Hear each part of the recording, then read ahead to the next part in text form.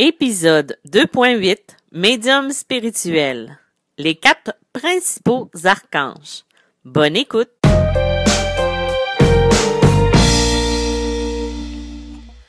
Bonjour, bienvenue dans Médium spirituel. Mon nom est Isabelle B. Tremblay.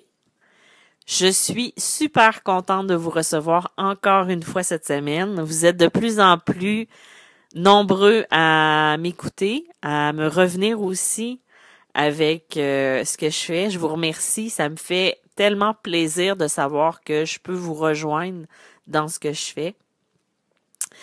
Aussi, si vous aimez, n'hésitez pas de mettre un j'aime, un thumbs up. Sinon, vous pouvez toujours me suivre sur ma page Facebook Isabelle Tremblay, Isabelle B. Tremblay, médium et auteur. Et aussi sur mon Instagram et YouTube. Ceux qui me suivent régulièrement, je mets à tous les jours des pensées qui sont sur ma page à tous les matins avec le jour qu'on est. Je vais vous faire un petit aveu. Ces pensées-là sont tirées directement de canalisations que j'ai fait. Donc, et il y en a qui se retrouvent dans mon livre, le dernier que j'ai sorti, Message céleste. Donc voilà, ça c'était le tour d'horizon. Aujourd'hui, j'avais envie de vous parler, comme je vous avais dit précédemment, je vais vous parler des archanges. Je vais commencer par vous parler de 3 archanges aujourd'hui, probablement les plus connus. Comme je vous expliquais un petit peu plus tôt dans la saison, moi en consultation, je travaille beaucoup avec les archanges, avec les 4 principaux. Gabriel, Michael, Raphaël et aussi Uriel. Il m'arrive aussi de travailler avec d'autres archanges, mais en général, je travaille avec ces 4-là. Ce sont ces 4-là qui se présentent. Probablement parce que les gens le connaissent davantage et aussi, ça va avec l'énergie, hein. On travaille avec l'énergie qu'on a et avec les personnes avec qui ça va. Et aussi avec l'énergie du moment. Je vais commencer par l'archange Gabriel. C'est l'archange qui va annoncer les événements. C'est lui qui a été chargé par Dieu d'annoncer à Marie qu'elle était enceinte. Vous savez, dans l'histoire de la naissance de Jésus et tout ça. Au-delà de l'aspect religieux, l'archange Gabriel, lui, va remplir plusieurs rôles. Et moi, je le rencontre beaucoup au niveau de tout ce qui est la communication, les arts, l'expression. Et à travers ma guidance, il est souvent là pour les personnes qui ont de la difficulté à s'exprimer, qui ont des choses à dire, mais qui refoulent. Il est là aussi pour m'aider au niveau de mon écriture. C'est à travers lui, je sais le plus souvent que j'écris mes livres. Je le sens avec moi. Je suis inspirée par son énergie. Il va aussi nous apporter des réponses qu'on va attendre, que ce soit par les rêves, par notre intuition. Il va aussi intervenir dans différents domaines. Tu sais, par exemple, si vous voulez un enfant, si vous désirez un enfant, en adopter un, vous pouvez lui demander son aide. Pas Dieu, mais Gabriel, c'est un peu le messager de Dieu. Il y a les réponses, il y a la communication, il y a l'expression. Tu sais, c'est vraiment l'ange annonciateur. Moi, c'est mon archange préféré. Je l'ai jamais caché, même à eux, même si je travaille avec eux tous les jours. J'aime son énergie. Son énergie, elle est douce. Elle est facile. Et surtout, en canalisant, que ce soit par l'écriture ou par la parole. Moi, j'écris beaucoup. Comme je l'ai exprimé, souvent, c'est que j'ai un cerveau qui va très, très vite. Et écrire me permet de stabiliser les idées, de me concentrer sur le message que je reçois pour le transmettre. Et je sais que Gabriel m'aide beaucoup à ce niveau-là. À travers ces mots qui sont justes, sa manière d'être aussi, il a beaucoup de sens de l'humour aussi. Ben oui, un archange a un sens de l'humour. Et parfois, on est très influencé par cet humour-là. Une vivacité d'esprit aussi. Bref, travailler avec Gabriel, moi, je trouve ça super intéressant. J'adore ça. Et si, mettons, vous avez le désir de communiquer avec l'au-delà, de pratiquer votre écriture inspirée, je vous suggérerais de demander l'aide de Gabriel. Il va vous aider. Et aussi, si jamais vous avez des blocages au niveau du chakra de la gorge ou si vous avez de la difficulté à vous exprimer, demandez aussi son assistant. Il est là pour vous aider. Les archanges viendront pas nous aider si on n'en fait pas la demande.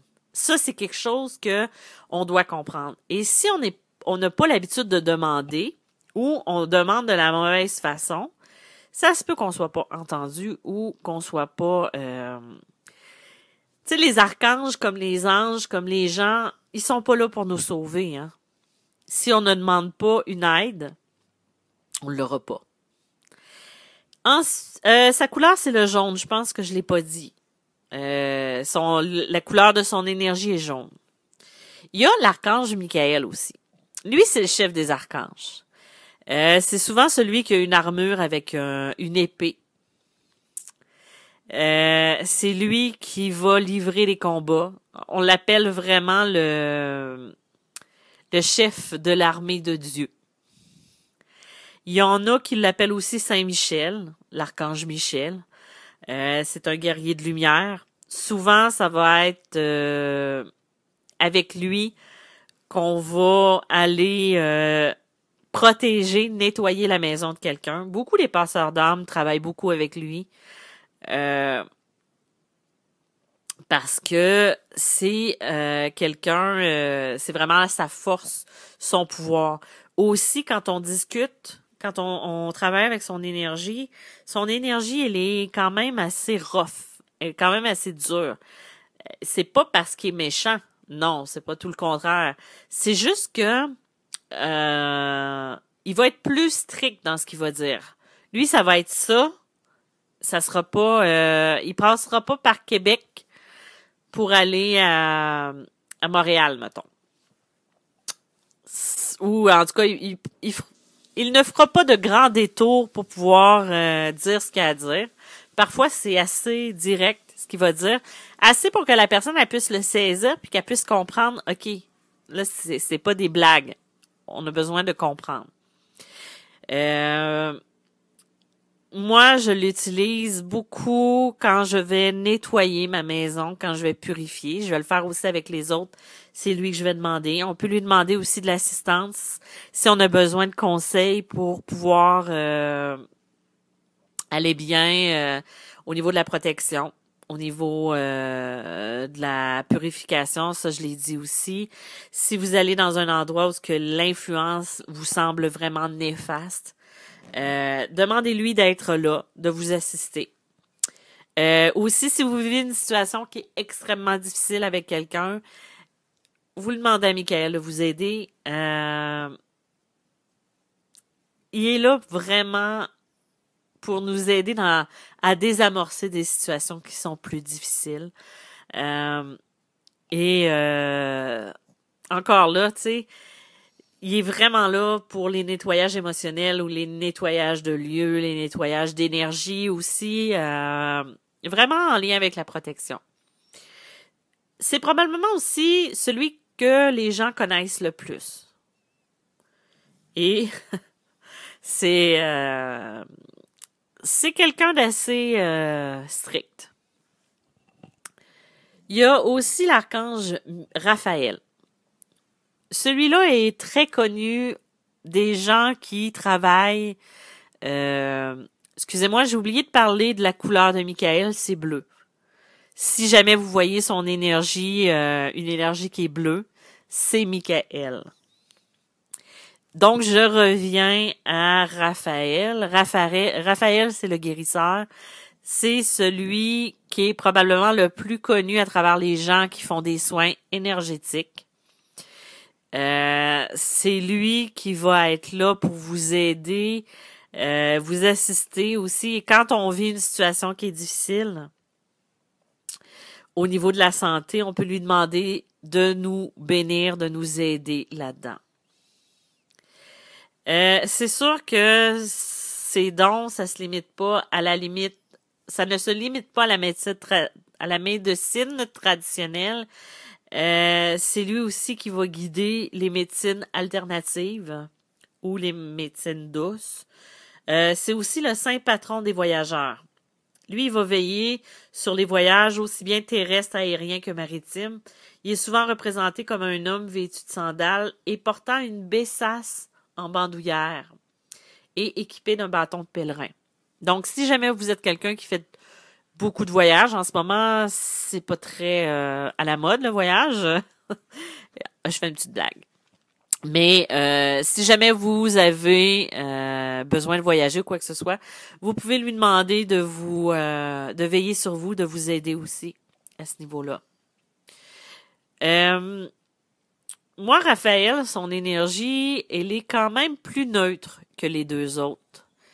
Quand il est là, c'est assez... il y a une douceur, mais il y a une neutralité que j'ai pas avec les autres. C'est comme si il faisait partie de moi. D'où c'est comme si sa présence ne se démarquait pas nécessairement, plus que celle de Michael ou Gabriel. Peut-être parce que leur présence se manifeste encore plus. Par contre, Raphaël va être là vraiment à assister si vous faites un soin énergétique, si vous demandez son aide. Moi, je me rappelle, il y a quelques années, j'avais demandé à Raphaël, j'avais fait une canalisation et j'avais demandé à Raphaël de m'aider pour garder en santé une personne qui était chère à une amie. Et il y avait eu des mauvaises nouvelles en lien avec son décès, qui était prochain. Et j'avais demandé, est-ce que vous pouvez l'aider à aller mieux, à devenir plus, à être plus, à rester en santé le plus longtemps possible, puis à retarder aussi son décès. Et ce que j'avais reçu comme message de la part de Raphaël en canalisation, c'était que la route s'arrêtait.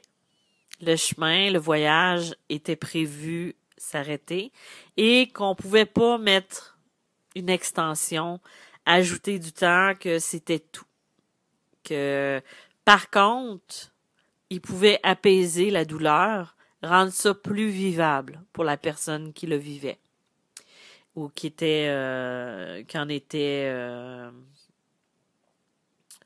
qui vivait ça exactement. Et ce qu'il m'avait dit aussi, c'est que j'allais accompagner cette personne-là quand ça serait le bon moment. Mais vous savez, quand on débute là-dedans, à accompagner la personne au bon moment, on pense tout de suite que c'est d'être là à ses côtés physiquement. Mais c'est pas ça du tout. C'est d'être là à guider la personne et emmener l'âme vers sa lumière, l'aider à passer de l'autre côté. Et ça, on l'oublie, hein. Donc, au moment de son décès, c'était pendant la nuit. Et pendant la nuit, on est souvent très réceptif à tout ce qui est cette énergie-là. Donc, quand je me suis réveillée au matin, je ne savais pas que la personne était décédée, mais je me suis réveillée le matin et j'avais l'impression d'avoir travaillé toute la nuit. Tu sais, quand on se couche puis qu'on n'a pas l'impression d'avoir récupéré notre énergie. Et en me levant quelques minutes plus tard, j'ai reçu un message de la personne qui était proche de celle qui est décédée, pour m'annoncer justement qu'elle était décédée pendant la nuit. Donc, tout ça pour dire que, et ça va peut-être vous sonner une cloche si jamais vous êtes passeur d'âme ou si vous avez l'impression de l'être. Quand les nuits sont pas reposantes et qu'on a l'impression que le matin on se lève et que on a travaillé toute la nuit, ça peut être un signe aussi qu'on est passeur d'âme. Mais c'est ça. Ça, c'était... et Raphaël, sa couleur est le vert. Donc, si jamais vous avez l'impression de voir une énergie qui est verte ou vous enveloppez de la couleur verte pour pouvoir vous envoyer de l'énergie ou peu importe. Tu sais, ce qui est bien avec ces 3 archanges-là, j'adore travailler avec eux. J'aime leur énergie, j'aime leur savoir aussi. Et j'aime aussi quand ils se présentent vers la personne qui va être devant moi puis de lui dire ben j'ai j'ai l'archange Michael avec moi puis que la personne me dise ben je lui ai dit justement d'être là. Tu sais, c'est parce qu'il vous écoute et moi et là je parle pour moi mais c'est pour vous aussi, c'est d'apprendre à écouter à l'intérieur de vous le silence. Parce que le silence n'existe pas vraiment, hein? Ça, je vous apprends vraiment rien à ce niveau-là. Mais à travers ce silence-là, vous allez apprendre à percevoir les énergies qu'il y a autour de vous. Là, je parle des archanges, mais il n'y a pas juste les archanges qu'on peut percevoir. Il y a différentes énergies. Mais à travers celle des archanges, celle d'aujourd'hui, vous pouvez entendre un nom, vous pouvez entendre... ressentir une énergie, une émotion, ou même de voir à travers votre canal des couleurs. C'est à vous à identifier la façon dont il se manifeste à vous. C'est pas à moi, ben c'est sûr que si vous prenez un rendez-vous, je vais vous dire un peu comment le percevoir, mais tu sais, ça se peut aussi qu'une personne se trompe puis que je me trompe aussi. Ce qui est important, c'est votre façon à vous de percevoir. De trouver cette manière-là à vous. Donc aujourd'hui, je vous ai parlé des 3 premiers archanges, ceux qui sont le plus connus. La semaine prochaine, je vais revenir avec d'autres, 3 autres. Je ne sais pas si je vais toutes les faire parce que je les connais pas tous personnellement, mais non. Je les ai toutes canalisées au moins une fois, mais ben c'est ça. C'est que je vais y aller comme je vais le sentir au gré du vent, si je peux dire ça comme ça. Et en tout cas, je vous remercie d'avoir été présent encore une fois. J'espère que ce fut instructif. Je voulais vous dire que vous pouvez toujours prendre rendez-vous avec moi. Je fais maintenant des coachings de 45 minutes pour vous aider soit dans le développement de vos capacités, soit dans l'accompagnement aussi, parce que des fois, on a besoin de parler de ce qu'on vit. Je parle en lien avec la spiritualité. Je suis pas psychologue, mais vraiment en lien avec la spiritualité, la médiumnité. Ensuite, qu'est-ce que je voulais vous dire avant de partir? Eh ben, en fait, il y a toujours ma page Facebook que vous pouvez suivre. Il y a, je vais essayer de trouver une date pour faire une conférence sur les passeurs d'âme, probablement au mois de novembre, qui va être en ligne. Malheureusement, avec le COVID, on sait ce que c'est. Et encore une fois, merci d'avoir été présent et je vous dis à bientôt. Bye bye!